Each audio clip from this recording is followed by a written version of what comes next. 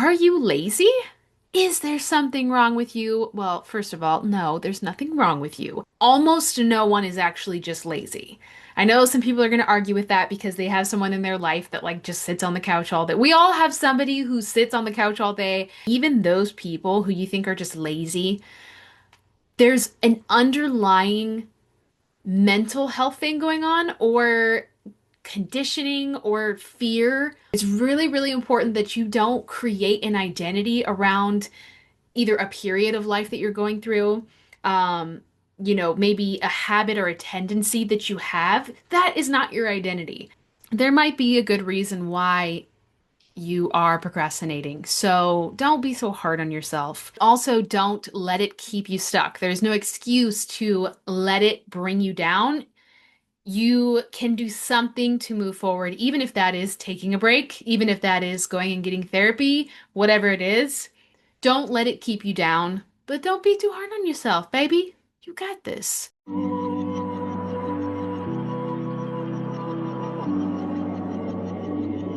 Let me tell you that I've had this dream since I was 13 watching MTV. Welcome back to Dreams Not Deferred. So, if you clicked on this, you might be someone who has been a procrastinator. Maybe it's not a whole identity for you, but maybe you tend to put off big projects. You're somebody who always says they want to start something and they never finish it. Or maybe you just feel like you have more lazy days than you do productive days, right? So you might have asked yourself on many occasions, for whatever reason, am I lazy? What's wrong with me? Am I just not able to ever do what I say I want to do? Whether that's, not keeping your word to yourself or others. Maybe this has been like a whole lifelong thing for you, or maybe it just is with certain areas like weight loss. I keep saying I'm going to get on this eating plan and I'm going to count my calories and I'm going to start working out, and then after 2 weeks, I'm done. So, are you lazy? Is there something wrong with you? Well, first of all, no, there's nothing wrong with you. But there is a fine line between procrastinating and sort of not prioritizing. I don't really want to call anyone lazy because I think almost no one is actually just lazy. I know some people are going to argue with that because they have someone in their life that like just sits on the couch all day. We all have somebody who sits on the couch all day and doesn't really go after anything in life. But I'm here to tell you that even those people who you think are just lazy, there's an underlying mental health thing going on or conditioning or fear always with that. I know because I've certainly been, it's hard for some people to believe because if you haven't known me that long, you think that I am like somebody who's always busy and always hustling and working, but I have had many, many periods of my life where I was totally a procrastinator. It still comes up sometimes. I definitely leave a lot of things to the last minute. I'm recording this the day that I want to put it out, so there you go. Um, and I've definitely had many periods where I just really didn't feel like doing anything and I was lazy, if you want to call it that. So I know that sometimes it can be just a period in your life, but also, again, I know people who I, on the surface, may call lazy. They're just kind of deadbeats. They don't ever go after anything in life. But I also know that those people have some struggle, some stress, some trauma. Not giving them an excuse to not do anything about it, but just I want you to know that there's nothing wrong with you, whether you're a creative person or not. And please stop giving yourself the identity. It's really, really important that you don't create an identity around either a period of life that you're going through, um, maybe a habit or a tendency that you have. That is not your identity, unless you want it to be, unless you choose for it to be. So, going through periods where you are procrastinating or you are acting lazy does not mean that that is who you are. So step it, okay? But let's get deep into it. So, why do we procrastinate? Why do we have these times where we say we want to do something, we get fired up, and then we just, I don't really feel like it? I think there are many reasons. Number one is just simple overwhelm, right? Even if you're somebody who doesn't have a million tasks in a day and maybe you don't think you work that many hours, you may have a lot of things going on in life that just require a lot of emotional, mental, or physical energy from you that it's just very demanding, right? So simply could be because of busyness and overwhelm, emotional stress, right? Um, just a lot of things on your mind, things that you have to figure out. Sometimes the emotional stress can be more exhausting than physical stress, right? A lot of us have been in periods of our life where we were, like when I was a personal trainer and I was really getting good and starting to get a lot of business, and I was working at a gym, I was like the main one that they were sending clients to. Thanks a lot, Crunch Gym in Long Beach, uh, Crunch Fitness in Long Beach. They loved me because I was really, really friendly. I was really good with women, like helping them build confidence and just feeling good about themselves. They felt comfortable with me compared to a lot of like the dudes, the big muscle dudes in the gym. So, they were sending me so many clients, and I was busy. Physically, I was exhausted. I would come home and I would just pass out for like an hour on the couch, at least every single night. But mentally, I was not drained. I was full of creativity and ideas. Like mentally and emotionally, I was happy and doing well, even though physically I was exhausted and my schedule was full, right? So it's not necessarily when you are busy. Sometimes it's just there's a lot on your mind, right? If you've been going through a stressful situation, if you're having financial problems, if you're having health problems, stuff like that can just weigh on your mind and on your heart, and it can really prevent you from being creative. It can slow down a lot of things in your life that you'd like to get done. So, if you're finding yourself there, just take a breath for a moment because it's all right. We all go through that. I certainly have. I have not been working on my next album for a couple months for both financial and just overwhelm, health stuff, just a lot of different reasons. I've not been able to dedicate time and energy to it. So I've paused on it. And it pushes everything way back. It's going to push it back for a whole year from when I wanted to release it, but that's okay. If I were to try to force myself to finish it, um, it would probably be pretty crappy. It would not come out sounding good. So it's all right if you find yourself in that position. Um, Other reasons, limiting beliefs, right? Not having the confidence, that's a big one. The people in my life who I've seen that everyone calls lazy, that you're like so frustrated with them, like, come on, you're so talented, you have so much potential, you just don't put any effort into anything. Well, a lot of those people have confidence issues. And nothing that you say to them, you can hype them up as much as you want about how talented they are. That's not going to do it, right? They need to find it in themselves. I can't tell you how. I'm not an expert in that area, but everyone I know who I've ever called lazy or anyone's ever called lazy has confidence issues. So there's this deep fear of what if I can't do it? What if it's not good enough? Why even try? You know? What's the point if I don't really feel like I can actually do it, or if everyone's just going to make fun of me if it doesn't work out? There's an underlying confidence and self-esteem issue there. And so that's, definitely, again, I'm not a therapist. So I'm not here to tell you how to work on your self-esteem or confidence too much, but all I can say is if you're in that position, if you're finding that that might be one of your reasonings here for being procrastinator, somebody who you would call lazy, then that might be something that you want to explore. You don't necessarily have to go get a therapist, but you can explore a little bit of self-help, a little bit of work on your beliefs about yourself and what you can achieve and what's possible. Definitely confidence mindset is a huge reason why a lot of people are lazy. Uh, a lot of times when I've been through these periods myself where I've procrastinated, it was for that reason as well. I wanted to do something, but then there was this feeling of like, if I can't do it, I've gotten to the point where I have to fight this urge that I have that if it's not going to be amazing, if I'm not going to be top tier, like professional as if I've been doing it for years from the start. I don't want to do it yet. Like I have to learn more. I have to be better. I have to know more. Or I'm not going to put myself out there because I don't want to embarrass myself. Because I have embarrassed myself. Any singer, songwriter in the world, or I'm sure actor too, you've embarrassed yourself so many times that like after a while you get used to it and you're like, all right, I'm not really scared to put myself out there. I'm certainly not an introvert anymore. Believe it or not, I used to be. But there is still a little bit of that wound that's like, oh man, I don't really want to make a fool out of myself again. I don't really want to put myself out there as a total novice and look like an idiot, feel like an idiot, look back in a couple years and be like, oh my God, I wish I would have never put that song out or that video out. I looked so bad.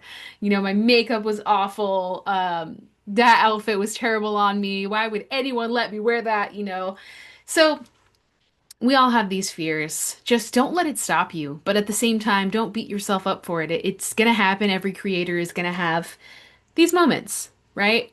So we've talked about stress. We've talked about overwhelm, um, confidence issues. And I think, I keep trying to think of a way to like an option here to say, oh, maybe you are just a procrastinator. Maybe you are just lazy. Get up and go. But I really don't believe anyone is just lazy. Not on the inside. You may think that your nephew, your neighbor's son, your brother-in-law, your uncle, your sister, whatever, like, oh no, they're lazy. You don't know them. They can hardly lift a finger, get off the couch. And maybe you're right in the sense that some people are entitled. Some people did grow up with a silver spoon, and so maybe they are lazy. But even that, there's this underlying thing about entitlement. And that, to me, maybe it's not technically a mental health problem, but it kind of is. When you not in a sense of like I believe I deserve the best, but in a seriously entitled I'm more important than everyone else in the world. Um, that is like a mental health condition. It's like being a narcissist, right? So even there, it's not an excusable reason for someone to never do anything, not get up off the couch. But this whole video, the point is to identify that there might be reasonings reasons? When do you use reasonings and when do you use reasons? I don't know. Somebody comment and let me know. Somebody smart. Anyways, um, there might be a good reason why you are procrastinating. So don't be so hard on yourself. That does not mean, though, that you don't do anything about it. So once you identify where you are, then you can make a plan to move forward. And oh, lastly, I remember I wanted to say depression. A lot of people don't realize the signs of depression, and so that's something I would definitely encourage you to kind of check into. Again, not making it become your identity, trying to diagnose yourself. I hope that I knew it. I am depressed. That is what I am. It's not about needing to create an identity for yourself. It's just about realizing that there might be something going on that's a little deeper than just what's wrong with me? I'm so lazy. Um, so, do a little bit of self-discovery. Depression is a big one that people miss. I have denied depression so many times because I'm like, I'm not depressed. Like, I don't get depressed as if I'm like better than anybody. So I can't possibly get depressed because I'm so positive and aware and enlightened that I couldn't possibly get depressed. But I have many times. And my way of masking depression is by turning it into anxiety, turning it into being productive. I got to be twice as go, go, go hustler. I got to do 3 shots of espresso so that I can get pumped up to do stuff. Part of that attitude is correct in the sense that, hey, any movement when you're depressed is positive movement. So get going, not in a tough love mean way, but in a way of like, even if that's just putting on your shoes and walking out the door, that is the right thing to do. But when you are not allowing yourself to feel what's going on and you're just like, nope, nope, nope, I don't do depression. So we're just gonna mask it with busyness. That's not healthy either, my friends. Again, I'm not a therapist. I'm not here to tell you what to do with your emotional stuff, but I am just here to say that you are not alone. You were not just a lazy bum. There's nothing wrong with you. But maybe this is a time to evaluate how to move forward. Personally, how I've moved forward in these situations is most importantly identifying and accepting where you are, right? So saying, I think I'm just overwhelmed right now, and I don't have any space or capacity for creativity or movement forward because there's just too much going on in my life. Okay, so now what? Do I need to take a break? Do I need to just give myself some grace for a couple months or weeks or days or whatever? And if that's the case, great, do it. Can you take a few days off or can you just put these projects on hold to try to resolve what's going on in your life, get to a place where you can be level again? Um, do I have underlying beliefs where I don't feel confident, where I'm afraid to move forward because I don't want to get made fun of? That's a tough one for me, you guys. Every time I put a video out, I'm like, ugh, there's a little part of me that is almost glad that I don't have a lot of followers. I used to have a lot of followers on Instagram, on my old Instagram, but a lot of them were followers that I feel like I don't want to say I didn't earn, but like they weren't like real like fans that like followed me and just really enjoyed my content. And so they, became regular listeners. It was like people that I promoted a post and they followed me from the promotion, or I went and followed a bunch of people and they followed me back. Like it was very much trying to get people. And so most of those people were not my people, if that makes sense. So I ended up starting a whole new Instagram. That's the one that I have now. Started from scratch, so now I have like 200 followers, right? And I had thousands before. So why was I talking about that? What was my point? Oh, there's a part of me sometimes that is like glad I don't have a lot of followers because there's that fear of like judgment and people being mean. And so sometimes I feel like I unintentionally keep myself smaller. Like I don't go all out in trying to expand and get more followers and really put myself out there because I'm like afraid of, oh crap, but what happens when I do? Then I'm gonna have strangers on the internet being mean to me, right? Versus like my friends and colleagues and people that I like work with on projects that I meet. They're always gonna be nice to me. Like I don't have any rude people in my life that are gonna be like, your video sucks. I know we're friends, but I'm gonna tell you your video's crap.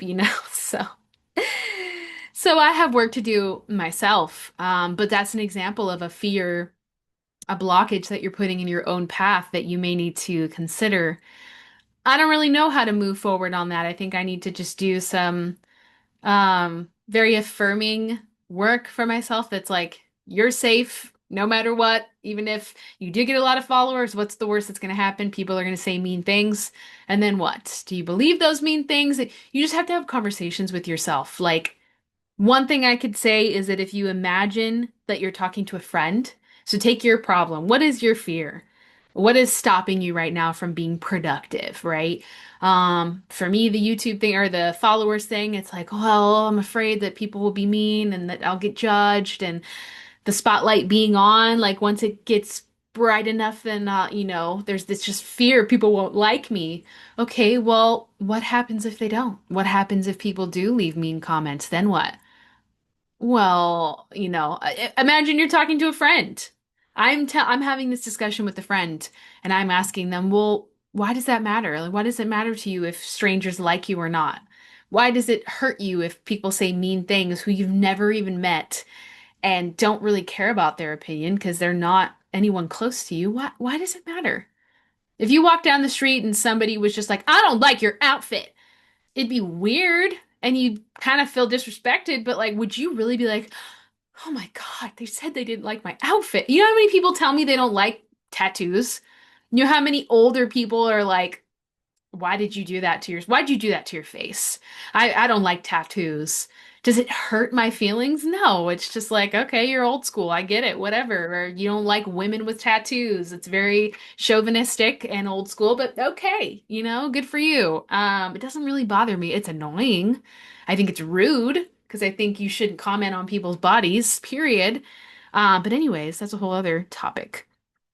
Point is, don't be so hard on yourself, but also don't let it keep you stuck. There's no excuse to let it bring you down.